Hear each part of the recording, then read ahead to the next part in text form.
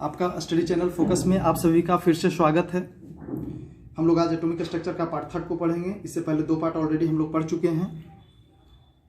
हम लोग इलेक्ट्रॉनिक विन्यास को कैसे लिखा जाता है उसको सीखने वाले थे, लेकिन उससे पहले हम लोगों को कुछ और जानकारियों की ज़रूरत होगी, तो आज हम लोग उसी के बारे में पढ़ेंगे। और ऑलरेडी पहले मैं पढ़ा चुका हूँ कि अगर मैंने कोई भी एटम लिया है तो किसी भी एटम का सेंटर पॉइंट में उसका क्या हो गया, न्यूक्लियस हो गया, जिसमें प्रोटॉन और कौन होते हैं, न्यूट्रॉन होते हैं। तो एक क्या होता है, धनावेशित होता है, पॉजिटिव चार्ज रखता है। प्रोटॉन ड्यू टू किसके चलते, प्रोटॉन के कारण नाभिक क्या होता है, पॉजिटिव चार्ज होता है। और इसके चारों ओर क्या होती है, कक्षाएं होती है, जिसको हम लोग सेल कहते हैं या ऑर्बिट कहते हैं, या फिर हिंदी में उसको क्या कहते हैं, कक्षा। ठीक है, तो इसमें कौन रहता है, इसमें इलेक्ट्रॉन्स रहते हैं। इसमें क्या कौन रहता है, इसमें इलेक्ट्रॉन्स रहते हैं। इन्हीं सब चीज़ों के बारे में हम लोग क्या करेंगे, जानकारी प्राप्त करेंगे। तो सबसे पहला मैंने लिखा है यहाँ पे सेल, ऑर्बिट या कक्षा। इसके बारे में जानेंगे आज क्या होता है, सेल क्या होता है या ऑर्बिट क्या होता है, जिसको हम लोग कक्षा बोलते हैं। सबसेल क्या होता है उसके बारे में जानकारी फिर प्राप्त करेंगे। उसके बाद ऑर्बिटल्स क्या होते हैं उसके बारे में हम लोग जानकारी प्राप्त करेंगे। ठीक है, तो सबसे पहले सेल या ऑर्बिट जो होता है, सेल या इसी को हम लोग क्या कहते हैं, ऑर्बिट भी बोलते हैं। ऑर्बिट और ऑर्बिटल ये दोनों अलग चीज़ें हैं। सेल, ऑर्बिट या इसी को हम लोग क्या कह रहे हैं, कक्षा कह रहे हैं। ठीक है, ये किससे सूचित किया जाता है, के से, एल से, एम से, एन से। ये क्या हो गया, कक्षा हो गया, सेल हो गया, इसी को ऑर्बिट भी बोलते हैं। इसमें कौन होते हैं, इलेक्ट्रॉन होते हैं। किसके चारों चक्कर लगाते हैं, न्यूक्लियस के चारों चक्कर लगाते हैं। ठीक है, अब है कि इलेक्ट्रॉन्स, ये जो सेल है इसमें इलेक्ट्रॉन्स होते हैं, तो कितने इलेक्ट्रॉन होते हैं, एक सेल कितना इलेक्ट्रॉन रखता है। तो मैक्सिमम कोई भी सेल, मैक्सिमम इलेक्ट्रॉन्स कितना रखता है कोई भी सेल, 2n²। कोई भी कक्षा में अधिकतम इलेक्ट्रॉन की संख्या कितनी होती है, 2n²। कभी कभी पूछता है कि किसी भी कक्षा में, किसी भी सेल में मैक्सिमम इलेक्ट्रॉन की संख्या कितनी होती है, 2n² होती है। जैसे मैंने ले लिया K, L, M, N, तो K के लिए N का मान क्या होगा, 1 होगा। L के लिए N का मान क्या होगा, 2 होगा। M के लिए क्या होगा, 3 होगा। और N के लिए क्या होगा, 4 होगा। यहाँ K के लिए टोटल इलेक्ट्रॉन कितना आ जाएगा, अगर यहाँ पे रखेंगे हम तो 2n², N की जगह 1 रखेंगे, 1 का स्क्वायर 1, 2, तो 2 इलेक्ट्रॉन। इसमें कितना इलेक्ट्रॉन्स हो जाएंगे, 2 इलेक्ट्रॉन्स। ठीक है, N बराबर 2 रखें तो 8 इलेक्ट्रॉन्स। फिर N बराबर 3 रखेंगे, 3 3 9, 18 इलेक्ट्रॉन। और N बराबर जब 4 रखेंगे तो 4 का स्क्वायर 16, 32 इलेक्ट्रॉन। तो आखिर K में कितना हो गया, इलेक्ट्रॉन जो आ गया, K में कितना आ गया, 2, L में कितना आ गया, 8, M में कितना आ गया, 18, और N में कितना आ गया, 32। ये किसी भी कक्षा में सबका अपना अपना, जैसे यहाँ पे मैंने लिखा पहला कक्षा K है, उसके बाद L है, उसके बाद M है, उसके बाद N है। तो K में कितना हो गया, 2 इलेक्ट्रॉन। L में कितना हो गया, 8 इलेक्ट्रॉन। M में कितना हो गया, 18 इलेक्ट्रॉन। और N में कितना हो गया, 32 इलेक्ट्रॉन। ये कहाँ से आया, इसके लिए फॉर्मूला है 2n²। N का मान K के लिए कितना होगा, 1 होगा। L के लिए क्या होगा, 2, M के लिए 3 और N के लिए 4 होगा। इससे किसी भी कक्षा में मैक्सिमम इलेक्ट्रॉन, K में पूछेगा अधिकतम इलेक्ट्रॉन कितना रह सकता है, तो 2। L में कितना रहेगा, 8। M में कितना रहेगा, 18। और N में कितना रहेगा, तो 32। ये कक्षा, जो भी कक्षा का नामकरण है उसके अनुसार उसमें कितना मैक्सिमम इलेक्ट्रॉन रहेगा वो यहाँ पे मैंने लिखा। अब ओवरऑल फार्मूला इसके लिए क्या हो जाएगा, किसी भी कक्षा में मैक्सिमम इलेक्ट्रॉन कितने हो सकते हैं, तो 2n²। ठीक है, तो ये सेल या ऑर्बिट हो गया। तो सेल और ऑर्बिट जो होता है, इसको जो है हम लोग, इसका कौन कौन सा सेल है पता चल गया।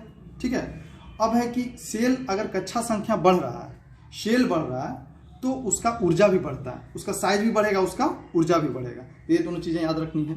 अब दूसरा हम लोग चलेंगे सब सेल। ये मैंने सेल पढ़ लिया, अब फिर क्या पढ़ेंगे, सब सेल। सब सेल, इसको हम लोग क्या बोलते हैं, उपकक्षा। इसको हम लोग किससे सूचित करते हैं, S से करेंगे, P से करेंगे, D से करेंगे, F से करेंगे। ठीक है, उपकक्षा को हम किससे सूचित करते हैं, S से, P से, D से और F से। अब इसमें भी इलेक्ट्रॉन है, इसके लिए फॉर्मूला मैक्सिमम इलेक्ट्रॉन कितना रह सकते हैं, तो उसके लिए फॉर्मूला दिया गया 4l+2। तो S, अगर S है तो L का मान 0 होता है S के लिए, L का मान 1 होता है P के लिए, L का मान 2 होता है D के लिए, और F के लिए N का मान 3 होता है F के लिए। तो यहाँ पर टोटल इलेक्ट्रॉन कितना आ जाएगा, यहाँ पर जब रखेंगे L का मान 0 तो यहाँ 2 इलेक्ट्रॉन हो गया, यहाँ चूंकि पूरा 0 हो जाएगा, 1 रखेंगे तो 6 हो गया। यहाँ पे अगर हम 2 रखा तो 10 हो गया, और यहाँ पे 3 रखा तो 14 इलेक्ट्रॉन। तो इसका मतलब ये कितना हो गया, एस में टोटल इलेक्ट्रॉन कितना हो गया, 2 इलेक्ट्रॉन्स, ये इलेक्ट्रॉन्स है 2 इलेक्ट्रॉन, पी में 6, डी में 10 और एफ में 14।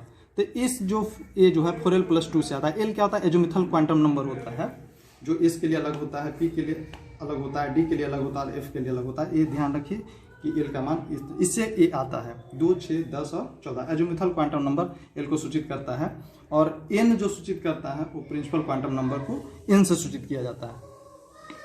ओके, इसके बाद ये तो सब सेल हो गया, एस पी डी एफ। मतलब मैं ये बता रहा हूँ कि किसी भी कक्षा में कितने मैक्सिमम इलेक्ट्रॉन रह सकते हैं, किसी भी उप कक्षा में मैक्सिमम इलेक्ट्रॉन कितने रह सकते हैं। तो ये दोनों समझ में आ गया, ठीक है। उसके बाद ऑर्बिटल, उसके बाद हम लोग क्या चलेंगे, ऑर्बिटल्स पे। ऑर्बिटल्स, इसको हम लोग बोलते हैं ऑर्बिटल, ठीक है। तो सबसे पहले जैसे किसी गांव में घर होता है, घर के अंदर रूम होता है, उसी ढंग से किसी कक्षा जो है, कोई भी कक्षा है तो कक्षा के अंदर ही सब सेल रहेगा, और सब सेल के अंदर क्या होगा, ऑर्बिटल। ऑर्बिटल क्या होता है, 3 डायमेंशनल स्ट्रक्चर होता है, जिसमें जहां पे इलेक्ट्रॉन को पाए जाने की संभावना क्या होती है, मैक्सिमम होती है। जहां पे इलेक्ट्रॉन के पाए जाने की संभावना क्या होती है, मैक्सिमम होती है। तो मतलब ये मान ली के है, तो के अंदर ही एस आएगा, या एल के अंदर ही ये सारा उपकक्षा आएगा।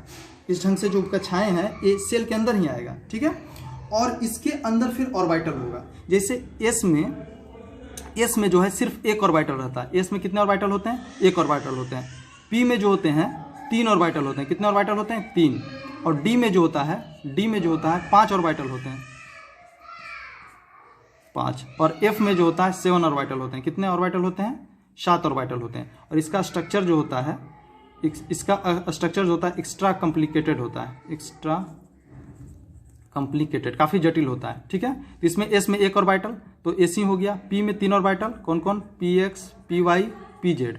और डी का जो ऑर्बिटल होता है D X Y, D Y Z, D Z X, D X 2, Y 2 और डी जेड स्क्वायर, ठीक है।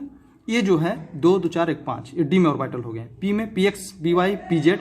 जैसे जब इलेक्ट्रॉनिक विन्यास हम लोग लिखेंगे तो ये आएगा कि इसमें इलेक्ट्रॉन कैसे जाता है, ठीक है। उसके बारे में हम लोग पढ़ेंगे, जहाँ पे अफवाह प्रिंसिपल का थोड़ा सा ज्ञान वहाँ लगेगा। पॉली एक्सक्लूजन प्रिंसिपल, अफवाह प्रिंसिपल और हुंस रूल, ये तीनों का सम्मिलित रूप से ही इलेक्ट्रॉनिक विन्यास लिखा जाता है। तीनों को हम थोड़ा सा बता देंगे उस दिन कैसे इस्तेमाल करते हैं। तो वहाँ पे इसमें कितना ऑर्बिटल, एक। यहीं पे इलेक्ट्रॉन रहते हैं, यहीं पे इलेक्ट्रॉन रहता है।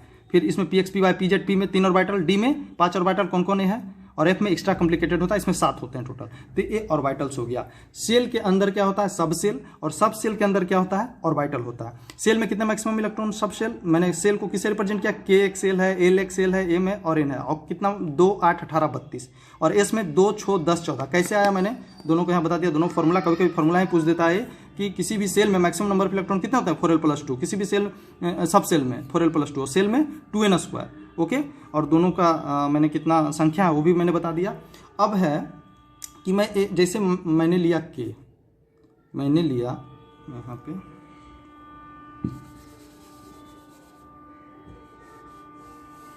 मैं यहाँ से ये मिटाता हूँ।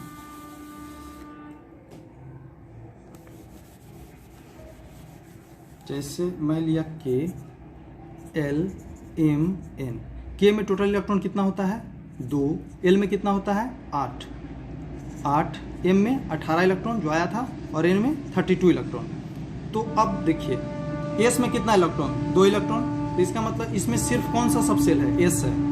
पी में कितना, एल में 8 है, तो एस का 2 और पी का 6, एस प्लस पी है इसमें कौन है, एम में टोटल 18 इलेक्ट्रॉन, 2, 6, 10। तो एस 2, 6, 10, 18 हो जाएगा। एस प्लस पी और प्लस डी एम में, और एन में कौन कौन आ जाएगा, S plus P plus D और प्लस एफ। देखिए यहाँ से इसमें कितना इलेक्ट्रॉन हो गया, 2 इलेक्ट्रॉन। इसमें 2 इलेक्ट्रॉन और ये 6 इलेक्ट्रॉन, 2, 6 और 10 इलेक्ट्रॉन। यहाँ 2, 6, 10 और 14, 10, ठीक है। तो यहाँ से पता चल गया, पूछेगा के कक्षा में, के सब सेल में, के सेल में कौन सा सब सेल होता है, तो एस होता है। एल में एस और पी दोनों होता है। एम में एस, पी, डी तीनों होता है, और n में HPDF पूछेगा। n में m में विच ऑफ द फॉलोइंग, इसमें जैसे है यहाँ पूछेगा कि m जो है कौन सा उपकक्षा को नहीं रखता है, तो SPDF, तो F नहीं रखता है। L जो है कौन सा उपकक्षा को रखता है, तो हम लिख दिए DF, इनमें से कोई नहीं, एंड P, तो P रखता है। तो मतलब याद रखना है कि K में S रहेगा। यहाँ से मैंने बता दिया कि कैसे हो रहा है, क्योंकि K में 2 इलेक्ट्रॉन, S में दो ही, तो एक ही हो गया, तो K में एक ही रहता है, ठीक है। तो K में कितने सबसेल हो जाएंगे, मात्र 1। L में 2, इसमें 3 और इसमें 4। मतलब जिसका कक्षा संख्या 1 है तो उसमें एक उपकक्षा, जिसका 2 है, n बराबर 1 का मान कितना हो रहा है 1, तो उसमें एक उपकक्षा। L में 2 उपकक्षा, M में 3 उपकक्षा और N में 4 उपकक्षा। इसके बाद और यहाँ पे KLMN हो गया, ठीक है। और तो सेल क्या होता है समझ गए, KLMN।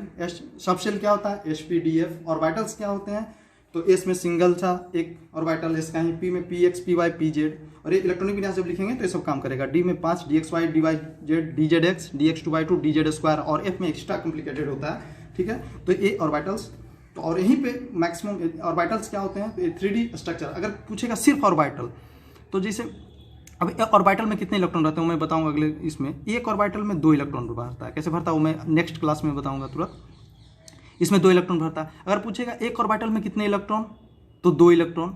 और P के सारे ऑर्बिटल्स में कितने इलेक्ट्रॉन, तो 2 2 2, मैक्सिमम 6 इलेक्ट्रॉन।